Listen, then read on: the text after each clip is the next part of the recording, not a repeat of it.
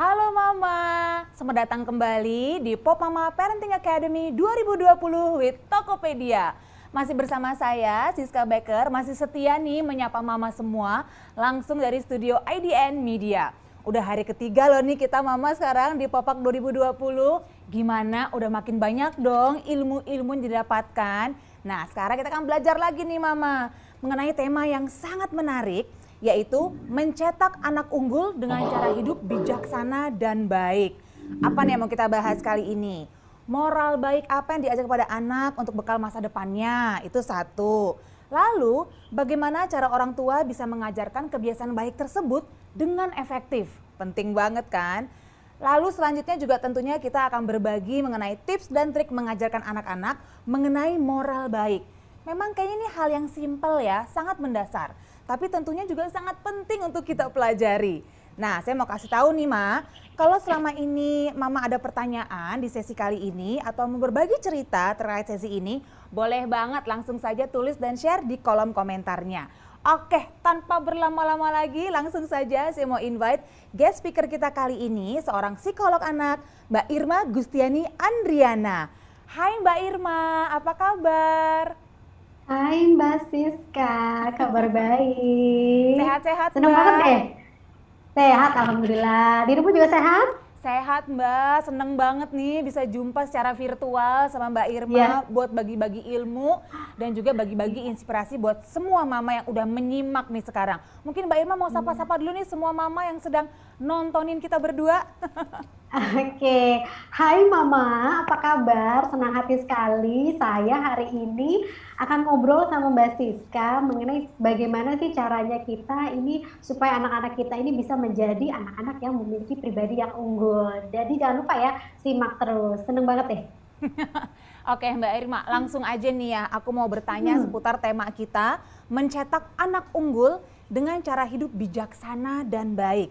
Nah mungkin pertama-tama bisa kita awali dulu dengan mencoba menjabarkan sebenarnya apa hubungannya antara hidup bijaksana dan baik dengan anak unggul. Dan kalau kita berbicara mengenai moral yang baik, sebenarnya moral baik yang seperti apa sih yang harus kita bekali untuk anak kita supaya dia bisa menghadapi masa depannya dengan baik? Iya, ini tuh temanya berat banget loh sebenarnya Mbak Siska. Dalam ya? Karena iya dalam banget, terus kayaknya PR-nya panjang gitu ya. Jadi dari konteksnya aja untuk membuat pribadi yang unggul rasanya kok PR-nya tuh banyak Iya. banget. Tapi sebenarnya gini, kalau kita bicara mengenai moralitas ya, mengenai bijaksana atau tidak, itu kan sebetulnya moral artinya kan etika, akhlak Oke. gitu ya Mbak Siska Iya. ya. Jadi memang moral ini biasanya terkait dengan hal-hal yang positif yang bisa anak miliki gitu. Sementara kalau perilaku amoral kan perilaku yang negatif. Nah, Iya. seberapa penting? Tentu penting banget. Karena kita tahu ya Mbak Siska, kalau kita nih kehidupan yang sekarang sampai ke depan ini persaingan tuh luar biasa Iya. ya. Terus kemudian juga banyak hal yang sebetulnya dibutuhkan anak-anak ini supaya bisa bertahan hidup gitu. Jadi supaya bisa survive tuh harus ngapain sih gitu. Oke. Kita lihat sekarang banyak sekali contoh-contoh di masyarakat perilaku-perilaku yang memang nggak oke, nggak keren Oke. ya, bully dan lain sebagainya. Nah, kita nggak pengen hal-hal ini kan ada atau nyangkut di anak-anak kita, Iya. lalu kemudian menjadikan mereka jadi pribadi-pribadi yang negatif dan amoral kan. Nah, Oke. makanya kenapa penting banget kita ini sebagai mama ini ekstra usaha banget untuk sejak dini mengajarkan anak-anak kita perilaku yang bermoral sehingga nanti mereka bisa menjadi anak-anak yang bijaksana, orang-orang jadi orang dewasa kan nanti Iya. mereka akan jadi orang dewasa, jadi orang tua juga dan tentunya kalau mereka bisa bijak, mereka bisa berkarakter, ini pasti hidupnya akan survive baik karir, Oke. pendidikan, rumah tangga ya, Iya. percintaan dan lain sebagainya. Begitu Oke. sih Mbak Siska. Iya, iya. Jadi memang tujuannya kita ingin supaya anak kita punya kompas moral yang baik, supaya mereka bisa Betul, menjadi bagian masyarakat yang baik gitu ya, supaya bisa betul berinteraksi dengan sekali. baik dan pada akhirnya memberikan kontribusi yang positif untuk masyarakat di Betul. sekelilingnya. Iya sih, bener Ya. banget. Mhm, Aku sambil ngomong gini juga tapi sambil agak deg-degan gimana gitu loh Mbak Irma. Soalnya langsung kebayang artinya tanggung jawab kita sebagai orang tua tuh kan besar Nah, sekali ya. mhm Gimana caranya mhm supaya kita bisa menanamkan nilai-nilai moral yang baik kepada anak. Karena tujuan pasti ada lah, cita-cita kita juga pasti semua sama sebagai orang tua. Pengen anak kita memiliki nilai moral dan akhlak yang baik. Tapi cara menanamkannya itu loh, yang efektif, yang benar-benar bisa jitu, tepat pada sasaran, dan pada akhirnya memang menjadi bagian dari hidup mereka. Gimana ya Mbak Irma? Jadi gini, ini sesuatu yang memang berat karena ini jadi tanggung jawab moral kita juga ya sebagai mama dan papa di rumah, bagaimana menjadikan mereka memiliki pribadi-pribadi yang positif dan berkarakter baik ya. Memang perlu latihan, sudah pasti ya. Jadi kalau misalnya kita di rumah itu harus banyak memberikan contoh-contoh perilaku yang positif. Nah, konsistensi dalam memberikan contoh perilaku yang positif ini seringkali tidak konsisten gitu. Jadi komitmen orang tua ini kebanyakan juga jadi rendah karena kesibukan ya. Kalau sekarang kan karena WFH dan lain sebagainya itu kadang-kadang menyita perhatian. Nah, jadi memang jangan lupa untuk memberikan latihan sejak dini sesuai dengan usianya. Contoh yang paling simpel aja. Moral ini kan apa aja sih moral ini yang kalau kita tahu kan menghargai, jujur, benar ya. Terus kemudian menolong, rendah hati, lalu kemudian tanggung jawab, kasih sayang. Itu kan moral-moral yang memang harus kita ajarkan sama anak-anak kita. Nah, contoh yang paling simpel di rumah kata-kata ajaib. Ya, jadi magic words itu is a must gitu loh untuk diajarkan. Misalnya say terima kasih, tolong, permisi, maaf. Ini adalah kata-kata yang sebetulnya kalau terus-menerus dilatih, anak-anak itu bisa masuk ke dalam hati nuraninya. Jadi dia akan mengungkapkan kata-kata tersebut.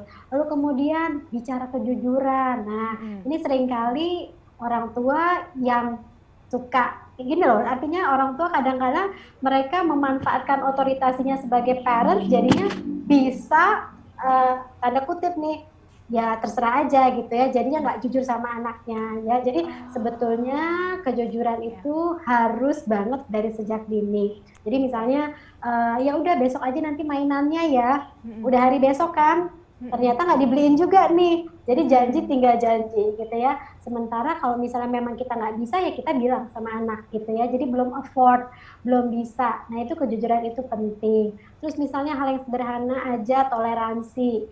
Kalau mama lagi ngomong, papa lagi ngomong, kakak lagi ngomong, itu saling mendengarkan. Jadi latihan-latihan seperti itu penting sekali. Terus kemudian konsistensi.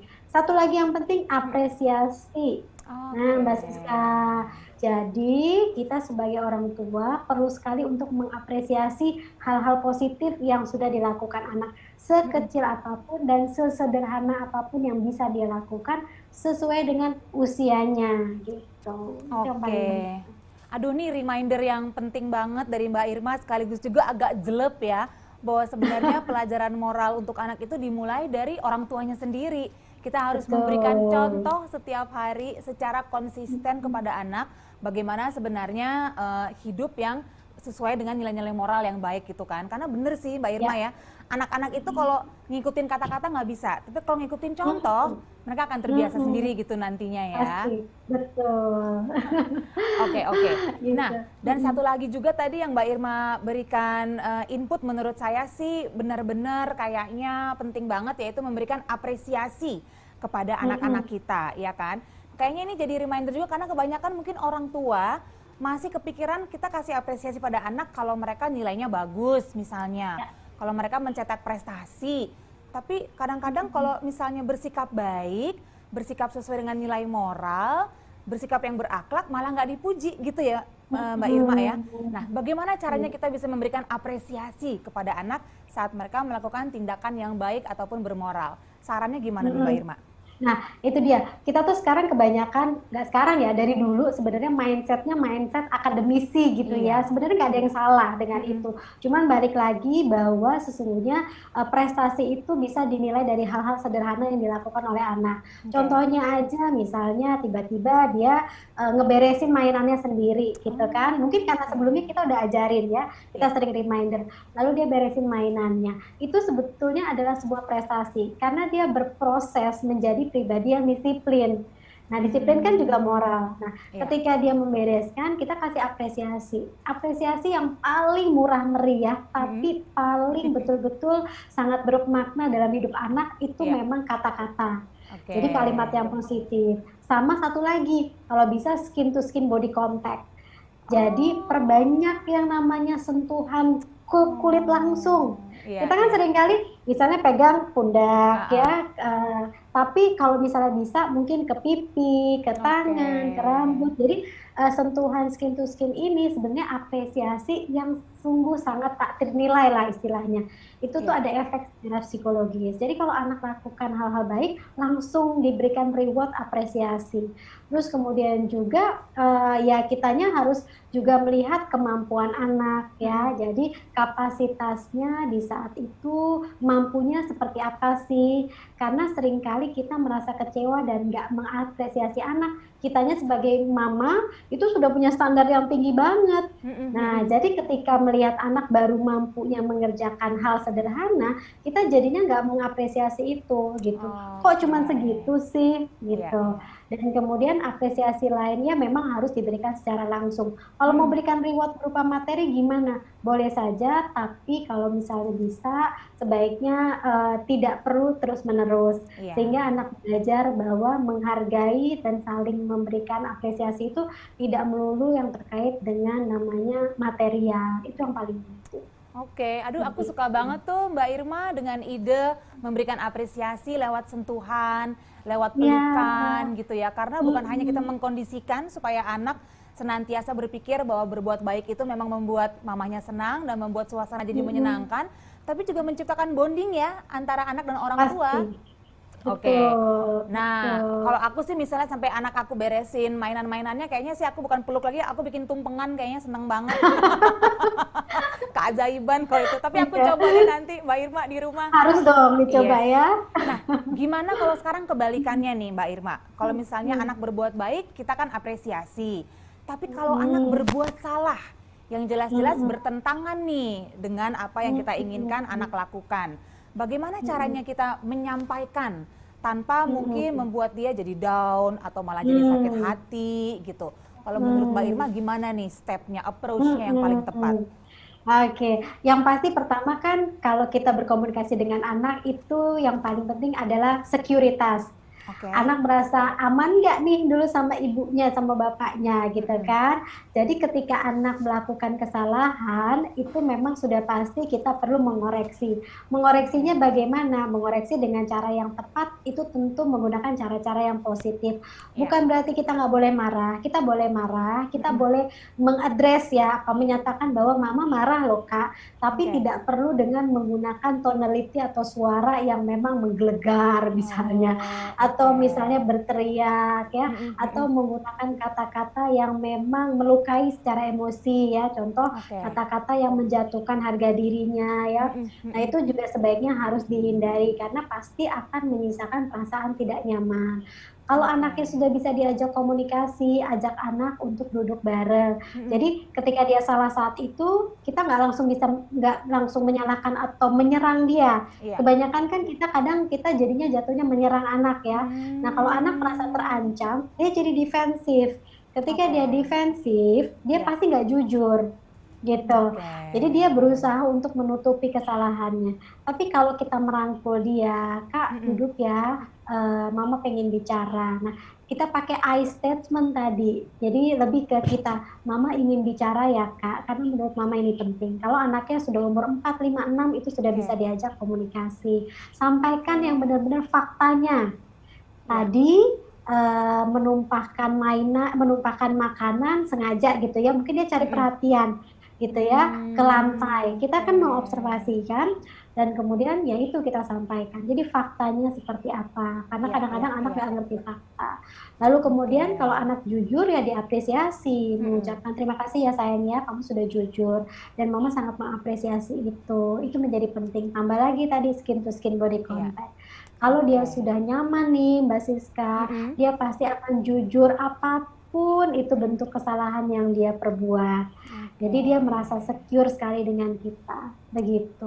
Iya, iya, iya. Jadi memang jadi mama itu nggak boleh langsung ngegas ya, Mbak Irma.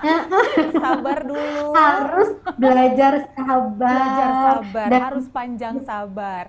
Tapi aku suka panjang sih sabar. memang untuk membiasakan diri kita sendiri juga nih, semua mama Mm-mm. untuk berkomunikasi dengan anak, sekaligus Ya, mengajarkan mereka juga artinya ya, kalau apa-apa itu harus diobrolin, lalu betul. belajar juga diskusi.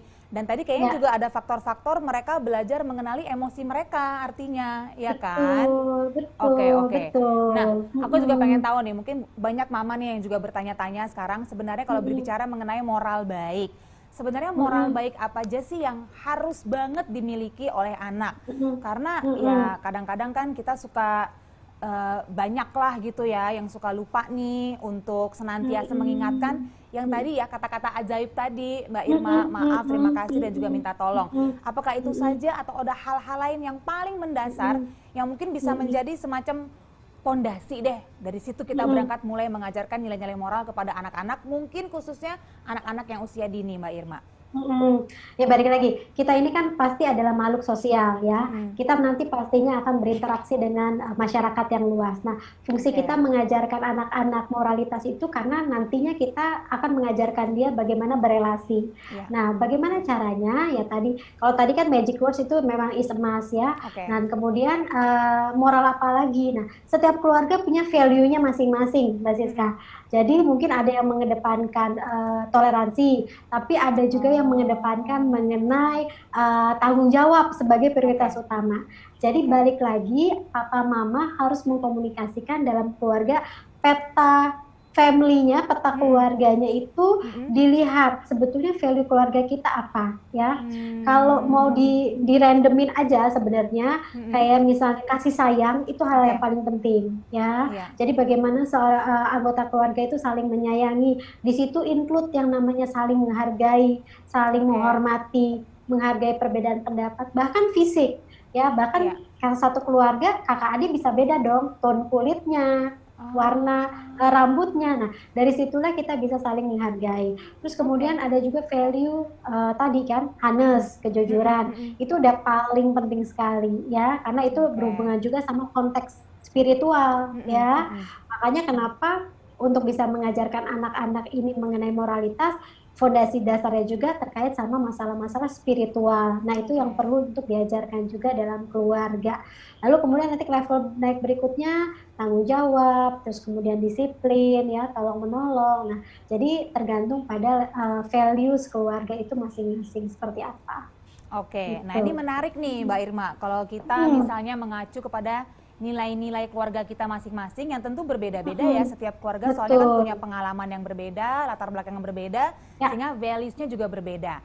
Nah, bagaimana nih betul. kalau anak menyadari bahwa ternyata ada perbedaan values dari Hmm, keluarganya sendiri, mungkin dengan keluarga lain, atau bahkan mungkin hmm, dengan kakek neneknya, atau ya. om tantenya, itu Hmm, gimana cara kita hmm. mengkomunikasikannya dengan baik ya untuk menjelaskan bahwa ya ini memang values keluarga kita dan ini yang harus kamu pegang erat-erat. Tapi cara Ya, berkomunikasinya yang tepat seperti apa ya Mbak Irma? ya. Jadi beda lagi nih, kalau anaknya usianya kecil-kecil tentu dia belum bisa paham Iya, ya. iya, Tapi ketika iya. anaknya sudah sampai level usia mungkin 4-5 tahun ke Mm-mm. atas ya sampai SD, itu mereka sudah bisa kita ajak komunikasi. Ya, Oke. jadi artinya memang beda-beda value, Mm-mm. disitulah fungsi moral untuk saling menghargai, Oke. saling toleransi. Iya, Jadi iya. kalau misalnya dia tahu di rumah oma opanya Mm-mm. aturannya A, B, C, Mm-mm. tapi di rumah dia beda lagi. Di Oke. rumah temennya beda lagi. Nah, Uh-uh. disitulah kita memang harus mengkomunikasikan sama anak kita bahwa inilah yang namanya berbeda. Gitu. Kita Ah. boleh kok berbeda sama orang lain, tapi kamu harus tetap punya yang namanya kasih sayang. Walaupun Mm-mm. beda aturan ya dalam keluarga, kita harus tetap saling menyayangi. Ya, jadi Oke. itu. Jadi core dasarnya memang balik lagi bagaimana kita belajar untuk menghadapi perbedaan ini. Karena udah Oke. pasti kan hidupnya secara sosial kan. Iya. Biasanya juga untuk anak-anak kita bisa mulai dari mendongeng, Untuk mengajarinya ya, stimulasi dari tahap kecil-kecil itu storytelling udah paling bener deh gitu ya. Iya. Cari tema-tema yang berhubungan dengan moralitas. Terus kemudian juga ya role play lah di rumah, main peran. Misalnya ada yang jadi kasir, ada yang jadi customernya, ya itu kan juga ada interaksi ya. Jadi memang dinamika perkembangan moralitas ini balik lagi kepada masing-masing keluarga, sehingga setiap keluarga bisa mengedepankan pentingnya untuk bisa menjadi pribadi-pribadi yang memang tadi highlightnya kita unggul, bijaksana, dan berkarakter. Iya. Aduh, bener banget sih ya. Memang ini adalah tanggung jawab orang tua dan ini bisa dikatakan pekerjaan yang tak akan ada henti-hentinya. Ya kan, jalan terus, ongoing proses. Nah makanya nih, terakhir-terakhir ini kayaknya aku pengen bertanya kepada Mbak Irma, sekaligus juga mungkin Mbak Irma bisa kasih semacam penyemangat lah buat semua mama, yang tentunya sekarang di masa pandemi juga mengalami yang namanya naik turun kehidupan, naik turun emosi, dengan semua tantangan unik yang kita miliki, ditambah lagi juga ada isu school from home, mungkin juga bekerja dari rumah, atau ada hal-hal lain gitulah ya yang membuat kadang-kadang tuh pikiran kita tuh berasa agak penuh lah. Gimana caranya nih kita mengolah ini semua, Mbak Irma, para mama, supaya tetap bisa menjadi teman bagi anak, tetap bisa menjadi pembimbing anak, untuk mereka tetap menjadi anak-anak yang bisa melakukan hal-hal yang baik, bisa punya moral yang baik, berakhlak baik, di tengah segala tantangan yang dihadapi dunia saat ini. Ini agak unik soalnya kondisi yang sedang kita alami sekarang kan, Mbak Irma. Menurut Mbak Irma gimana nih? Ya, jadi intinya gini, kita sekarang lagi dalam proses adaptasi, termasuk dalam parenting di masa pandemi seperti ini ya. Ini kan kita juga sedang beradaptasi. Nah, yang perlu dilakukan memang kita accept dulu ya, kita menerima dulu bahwa ini adalah proses yang harus kita jalani. Jadi kalau kitanya sendiri masih denial dengan diri sendiri bahwa ini kok situasinya kayak begini sih, nah artinya nanti ini akan jadi hambatan dalam proses mengasuh. Kalau kita sudah bisa acceptance dengan situasi ini, jadi kita memiliki kesadaran terhadap diri, ya kita jadi lebih aware kapasitas kita seperti apa. Nah yang ketiga ini yang paling sering aku utarakan, kontrol apa yang bisa kita kontrol. Nah karena kayak kemarahan kita bisa kontrol kok, gitu kan. Mengelola waktu sebetulnya bisa kita kontrol. Kalau kita sampai nggak bisa mengelola waktu, nggak bisa mengelola diri, berarti ada yang salah sama diri. Kita butuh bantuan profesional artinya ya. Terus kemudian aku juga sering sampaikan bahwa ketika kita lagi nggak siap untuk pegang anak, kita ambil ruang pribadi. Ya, cukup lakukan yang namanya olah nafas, karena ketika kita marah, nafas pendek-pendek, kita jadi lebih sensitif.